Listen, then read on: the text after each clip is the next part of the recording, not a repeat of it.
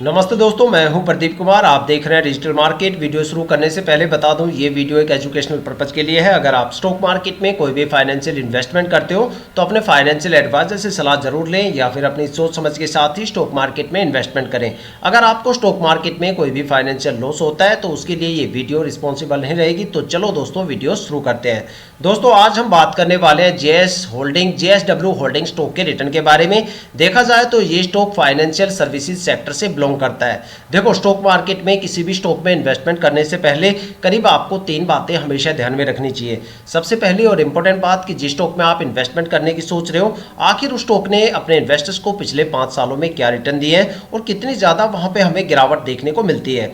दूसरी सबसे इंपॉर्टेंट बात कि जिस स्टॉक में आप इन्वेस्टमेंट करने की सोच रहे हो, आखिर क्या वो स्टॉक शॉर्ट टर्म में ज़्यादा प्रॉफिटेबल है या फिर वो स्टॉक लॉन्ग टर्म में ज़्यादा प्रॉफिटेबल है। या फिर तीसरी सबसे इंपॉर्टेंट बात कि जिस स्टॉक में आप इन्वेस्टमेंट करने की सोच रहे हो, आखिर उस स्टॉक में शॉर्ट टर्म और लॉन्ग टर्म में आखिर कितने कितने टाइम ड्यूरेशन की होल्डिंग करने पे आखिर आपको स्टॉक से कितना रिटर्न या फिर लॉस देखने को मिलने वाला है। और यही तीनों बातें आज हम इस वीडियो में डिस्कस करने वाले हैं JSW होल्डिंग स्टॉक को लेके। अगर आपने स्टॉक में कोई भी इन्वेस्टमेंट कर रखा है या फिर आप स्टॉक में कोई भी इन्वेस्टमेंट करने की सोच रहे हो तो ये वीडियो आपके लिए काफ़ी ज़्यादा इंपॉर्टेंट होने वाली है, क्योंकि इस वीडियो में मैं आपको बताऊंगा JSW होल्डिंग स्टॉक के पिछले 5 साल के रिटर्न के बारे में, जहां पे एक पैटर्न में यहाँ पे आपको दिखाने की कोशिश करूंगा कि भाई ये स्टॉक शॉर्ट टर्म में ज़्यादा प्रॉफिटेबल रहा है या फिर ये स्टॉक लॉन्ग टर्म में ज़्यादा प्रॉफिटेबल रहा है, या फिर ऐसे कौन कौन से टाइम ड्यूरेशन हो सकते हैं जहाँ पे आपको स्टॉक में भर भर के गिरावट और लॉस देखने को मिल सकता है, या फिर आपको स्टॉक से मैक्सिमम कितना ज़्यादा रिटर्न देखने को मिल सकता है, और साथ में मैक्सिमम स्टॉक में कितनी ज़्यादा गिरावट आपको देखने को मिलेगी और कितना ज़्यादा रिटर्न देने का दम ये स्टॉक रखता है। साथ में एक नज़र डालेंगे स्टॉक के होल्डिंग पैटर्न के बारे में और समझेंगे कि होल्डिंग पैटर्न को कैसे समझा जाता है, और एक निष्कर्ष तक पहुंचने की कोशिश करेंगे कि क्या हमें स्टॉक में ट्रेड करना चाहिए या नहीं करना चाहिए। आपके सारे सवालों के जवाब इस वीडियो में छुपे हुए हैं। वीडियो को पूरा जरूर देखें। आई होप कि यहां से आपको काफ़ी ज़्यादा वैल्यूएबल इंफॉर्मेशन देखने को मिलने वाली है। तो दोस्तों, वीडियो शुरू करते हैं। दोस्तों, अगर बात करें JSW होल्डिंग स्टॉक के पिछले 5 साल के रिटर्न के बारे में, तो देखते हैं स्टॉक ने अपने इन्वेस्टर्स को पिछले 5 सालों में क्या रिटर्न दिए हैं। अगर शॉर्ट टर्म की बात करें तो देखते हैं शॉर्ट टर्म में अलग अलग टाइम ड्यूरेशन की होल्डिंग करने पर आखिर हमें स्टॉक से कितना रिटर्न या फिर लॉस देखने को मिलता है। अगर स्टॉक में 1 वीक की होल्डिंग की बात करें तो 1 वीक में स्टॉक ने 0.73% की एक माइनस की गिरावट दर्ज की है।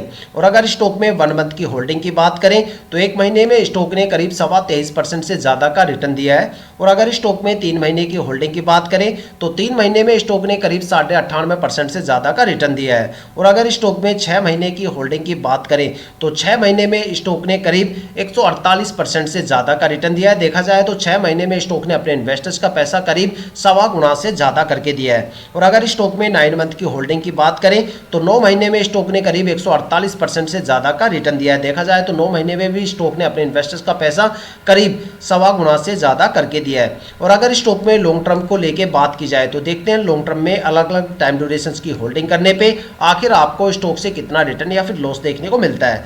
अगर स्टॉक में लॉन्ग टर्म में 1 ईयर की होल्डिंग की बात करें तो 1 साल में स्टॉक ने करीब 247% से ज़्यादा का रिटर्न दिया है। और अगर स्टॉक में 2 साल की होल्डिंग की बात करें तो 2 साल में स्टॉक ने अपने इन्वेस्टर्स का पैसा करीब 3 गुना से ज़्यादा करके दिया है, 310% का रिटर्न दिया है।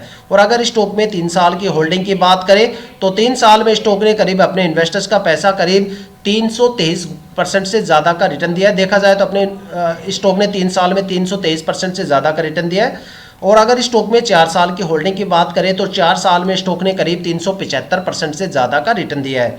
और अगर स्टॉक में 5 साल की होल्डिंग की बात करें तो 5 साल में स्टॉक ने अपने इन्वेस्टर्स का पैसा करीब 7 गुना से ज़्यादा करके दिया है। देखा जाए तो 722% का एक अच्छा खासा रिटर्न स्टॉक ने 5 साल में दिया है। आप ये सारे रिटर्न अपनी किसी भी फाइनेंशियल वेबसाइट वगैरह पे जाके विजिट कर सकते हो या फिर अपनी ब्रोकरेज एप्लीकेशन पे भी चेक कर सकते हो।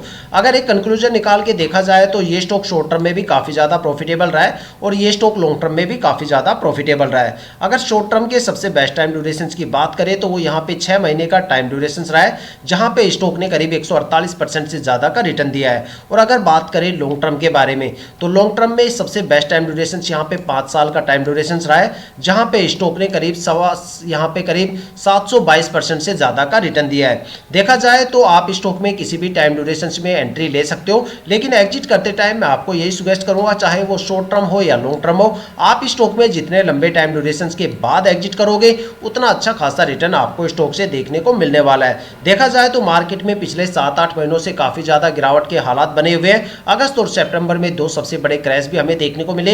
अक्टूबर में और नवंबर में एफआईआई की भी काफ़ी बड़े लेवल पे बिकवाली करती हुई एफआईआई नजर आई। तो देखा जाए तो मार्केट में काफ़ी ज़्यादा ऐसे स्टॉक है जहां पे लगातार काफ़ी गिरावट हो रही है।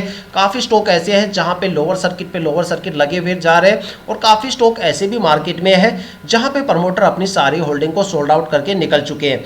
तो देखा जाए तो ऐसे गिरावट के माहौल में अगर स्टॉक को मार्केट की गिरावट से कंपेयर किया जाए तो भाई मुझे लगता नहीं स्टॉक में किसी भी लेवल पे कोई भी खास गिरावट हमें देखने को मिल रही है। इसका मतलब यह है कि स्टॉक में गिरावट से अपने आप को बचाने का काफ़ी ज़्यादा दम है। देखा जाए तो मार्केट की गिरावट का स्टॉक पे कोई भी असर देखने को नहीं मिल रहा, बल्कि हर एक गिरावट के लेवल पे स्टॉक ने एक अच्छा खासा यहाँ पे पॉजिटिव मोमेंटम के साथ तो स्टॉक चला, बल्कि एक अच्छा खासा रिटर्न भी स्टॉक ने अपने इन्वेस्टर्स को दिया है। देखा जाए तो 6 महीने पहले जो टाइम ड्यूरेशन यहाँ पे रहा होगा वो करीब 6 महीने से लेकर 9 मंथ के टाइम ड्यूरेशन के बीच में रहा होगा।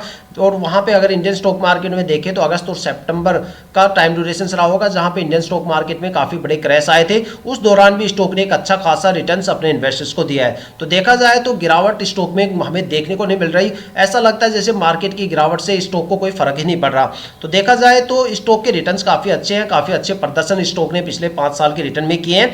लेकिन क्या रिटर्न के बेस पे हम स्टॉक में इन्वेस्टमेंट कर सकते हैं? लेकिन अगर इसके साथ साथ हम थोड़ी सी और इन्फॉर्मेशन यहाँ से गेन कर ले, जैसे कि स्टॉक के होल्डिंग पैटर्न के बारे में, तो थोड़ा सा यहाँ पे ईजिली हो जाएगा किसी भी स्टॉक के में डिसीजन लेने के लिए कि भाई उस स्टॉक में ट्रेड करना चाहिए या नहीं करना चाहिए। अगर इस स्टॉक के पिछले 5 साल के रिटर्न और किसी भी स्टॉक के होल्डिंग पैटर्न को अगर आप बारीकी से जान लेते हो तो समझ लो आपने उस स्टॉक की 60 से लेकर 80% तक जो डीप फंडामेंटल एनालिसिस है वो काफ़ी हद तक कंप्लीट कर ली।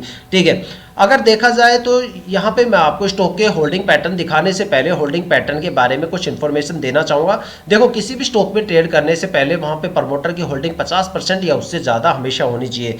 देखो, प्रमोटर और डीआईआई सबसे ज़्यादा ट्रस्टवर्दी इन्वेस्टर्स होते हैं स्टॉक मार्केट में, जो कंपनी के साथ काफ़ी लंबे टाइम तक रुकते हैं और अपनी होल्डिंग को धीरे धीरे करके रिलीज करते हैं।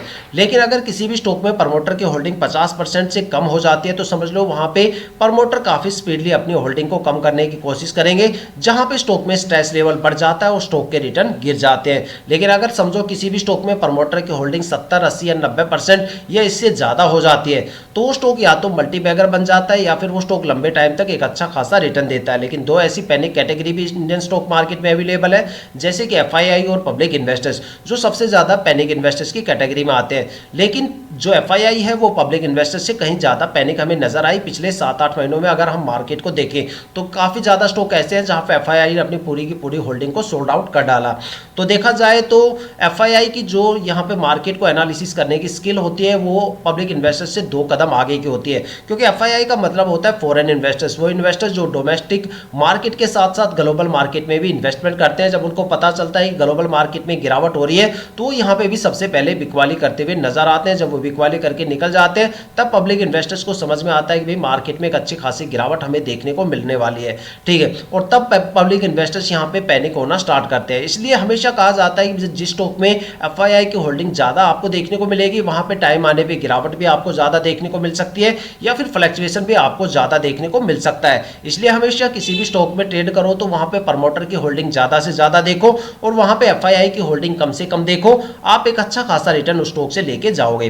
तो देखा जाए तो अब बात करने वाले स्टॉक के होल्डिंग पैटर्न के बारे में, दिखाते हैं स्टॉक का होल्डिंग पैटर्न के पिटारे से आखिर क्या निकल के आता है। अगर यहाँ पे प्रमोटर की होल्डिंग की बात करें तो यहाँ पे 50% से ज़्यादा ही है प्रमोटर की होल्डिंग। यहाँ पे 66.26% प्रमोटर होल्डिंग है, जो पिछले साल यहाँ पे 66.29% थी। देखा जाए तो 0.03% यहाँ पे प्रमोटर ने अपनी होल्डिंग को कम कर दिया है। और यहाँ पे जो डीआईआई की होल्डिंग है पिछले साल यहाँ पे 0.05% थी, जो यहाँ पे बढ़ा के 0.11% हो गई है। और अगर यहाँ पे एफआईआई की होल्डिंग की बात करें तो पिछले साल एफआईआई की होल्डिंग 0.01% थी, जो इस साल बढ़ के 22.26% हो गई। देखा जाए तो यहाँ पे एफआईआई की होल्डिंग काफ़ी ज़्यादा हो चुकी है।